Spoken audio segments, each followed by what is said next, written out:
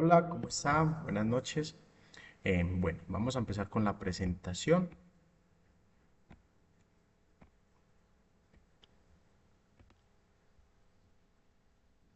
Perfecto.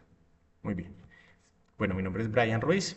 Vamos a hablar entonces acerca de los principales agregados macroeconómicos y políticas económicas. Muy bien. Voy a poner por acá la cámara.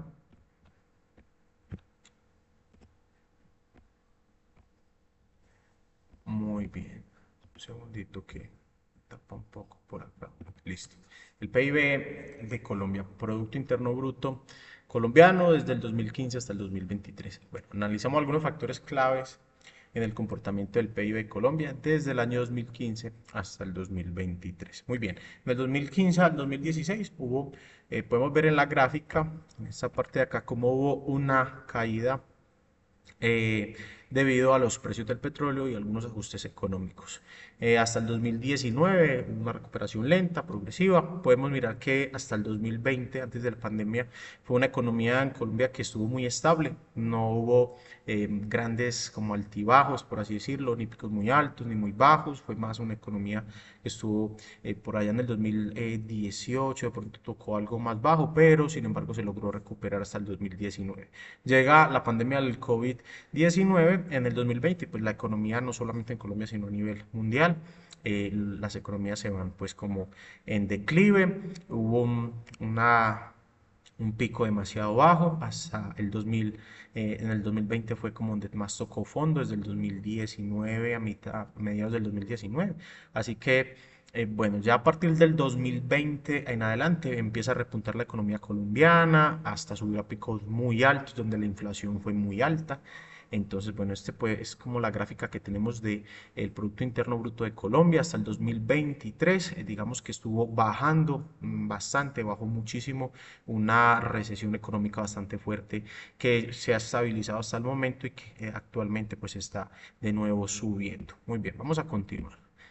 El PIB de México, yo escogí la economía mexicana, un país muy similar en algunas cosas, tal vez en el Producto Interno Bruto en cantidad sea mucho más grande, pero su comportamiento es muy similar a Colombia, depende mucho también del comercio y de la ayuda con Estados Unidos, también lo afecta muchísimo todos los temas sociales y políticos que afectan a América Latina, pero es una economía muy fuerte, una economía grande, un país que es muy bueno. Listo, analizamos algunos factores clave. 2015 al 2016, ajustes por la caída de los precios del petróleo, lo mismo, algo muy similar a Colombia. 2017 al 2018, alguna incertidumbre comercial, elecciones presidenciales. Podemos mirar cómo lo afectó el 2018 al 2019, cómo bajó la economía, el Producto Interno Bruto acá. En este año llegó la pandemia y pues aún más bajó en picada, pero luego se retuvo al igual que por ejemplo Colombia.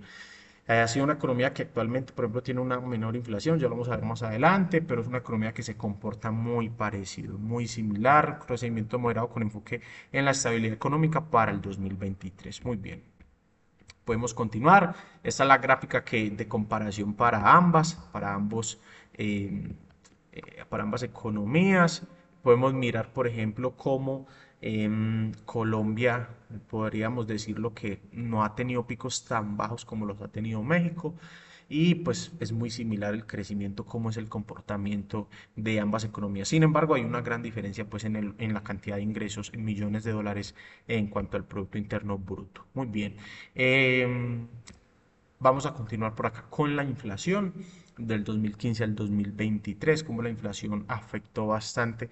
Podemos mirar, de hecho, cómo desde el 2015 hasta el 2017 aproximadamente la inflación bajó muchísimo, estuvo muy cerca a la meta de Colombia está en el 3% con una variación de más o menos 1%, así que podríamos decir que ha estado cerca, por ejemplo, desde el 2017 hasta el 2019, cuando llegó pues la pandemia, pero ya en pandemia pues bajó muchísimo, bajó hasta el 2% aproximadamente, pero luego volvió a repuntar hasta alcanzar un máximo bastante alto, máximos históricos, podríamos decirlo, una inflación de casi el 12%, muy alta, inflaciones muy altas, más del 12%.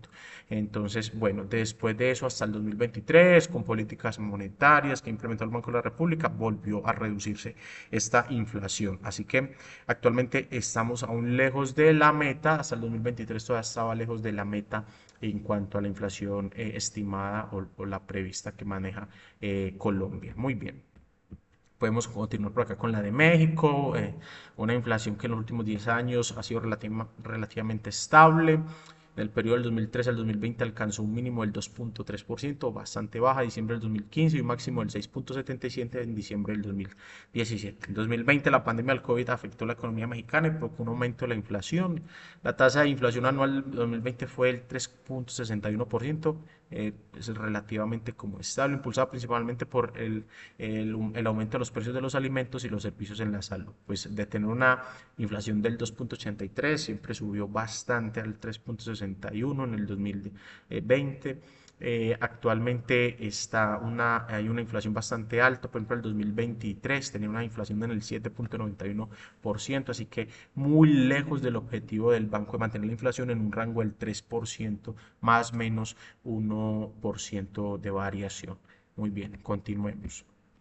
La inflación colombiana versus la eh, mexicana. Podemos mirar antes, por ejemplo, si miramos desde el 2019 en adelante, un comportamiento muy parecido, muy similar, el repunte muy similar. Podemos mirar que actualmente Colombia tiene una inflación mucho más alta, la de México, pero podemos mirar que, por ejemplo, del 2016 al 2019 la inflación mexicana al 2017, por ejemplo, estuvo en un pico muy alto, mientras la colombiana muy bajo, que se desaceleró bastante, pero tuvo un momento en el que estuvo muy alta la inflación en México. Esto por acá debido a algunas elecciones presidenciales, bueno, varias cosas que afectaron la economía mexicana. Vamos a hablar sobre la tasa global de participación. Podemos mirar, por ejemplo, acá la comparativa de las tres gráficas. La primera, tasa global de participación, color azul, la de color rojo, tasa de ocupación y la tasa de desempleo, color verde.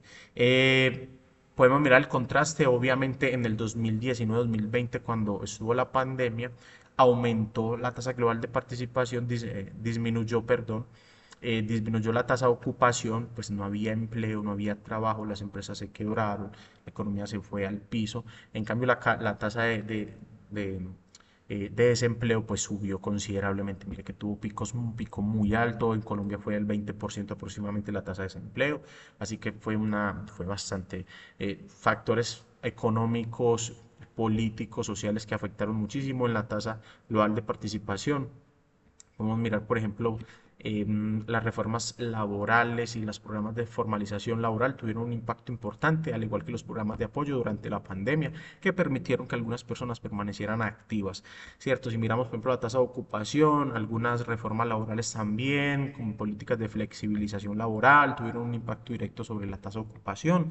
Algunas sociales, podemos mirar la migración de venezolanos a Colombia, contribuyó a un aumento de la oferta laboral, mientras que las mujeres y los jóvenes fueron cada vez más visibles en el mercado laboral.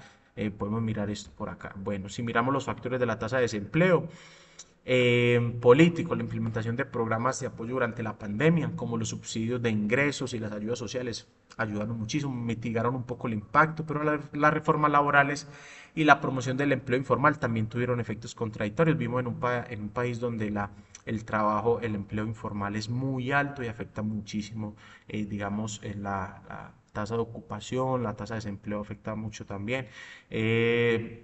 La desaceleración económica global y local por la caída de los precios del petróleo, eso fue por allá del 2015 al 2016, las restricciones por la pandemia y la recuperación de ciertos sectores afectaron el comportamiento de la tasa de desempleo. Sin embargo, miremos que es como muy parejo las tres gráficas, pero acá en la pandemia, pues lógicamente es donde se ve pues la gran diferencia.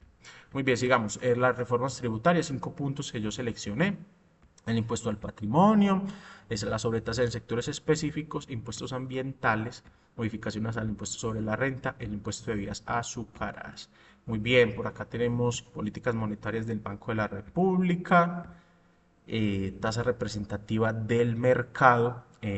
Acá quiero resaltar algo importante, y es que hubo año y medio donde la tasa representativa estuvo del 3.500 a, a 4.000 pesos, luego estuvo casi un año y medio hasta el 2023 desde 4.500 a 5.000 pesos, que pagábamos por un dólar estadounidense, así que esa TRM ahí estuvo muy alta, benefició a algunos, perjudicó a otros. Para los que exportaban pues los ayudó, pero para los que se importa pues perjudica. Para los que quieren invertir aquí en Colombia pues atrae mucha inversión, pero también perjudica, por ejemplo, algún comercio, por ejemplo, algunos bienes que se deben traer desde el exterior para poder producir aquí en Colombia, baja la competitividad a nivel internacional. Entonces siempre hay una inestabilidad macroeconómica ahí, alguna incertidumbre, fuga de capital e inversión en algún momento cuando estuvo bajo.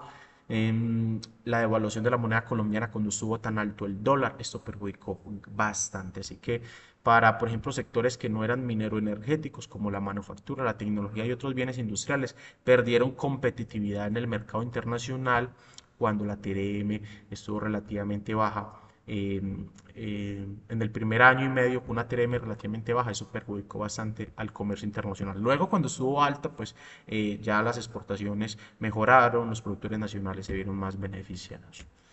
Listo, esta es mi bibliografía. Muchas gracias.